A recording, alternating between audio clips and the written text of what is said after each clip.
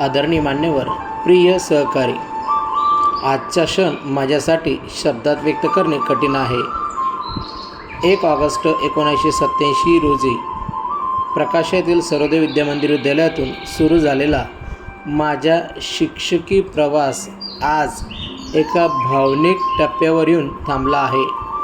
काटोळ येथे 7 वर्ष, शारदा येथे 21 वर्ष आणि शेवटचे वर्ष पुन्हा प्रकाश येथे घालवताना अनेक गोड आठवणी, प्रेमळ माणसं आणि विद्यार्थ्यांचे हसरे चेहरे मनात साठवून ठेवले आहेत. शिक्षकी पेशा माझ्यासाठी केवळ नोकरी नव्हती, तर तो माझा श्वास होता. विद्यार्थ्यांच्या यशातला आनंद आणि त्यांच्या प्रगतीतला अभिमान यापेक्षा मोठं समाधान मला कधीच मिळालं नाही.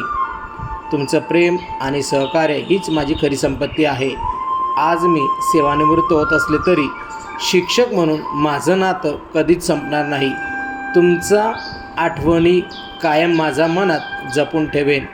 आपल्या सर्वांचे मनपूर्वक आभार. आपलीच सुनंदा निकम. शब्दांक नरेंद्र गुरव, प्रकाशा.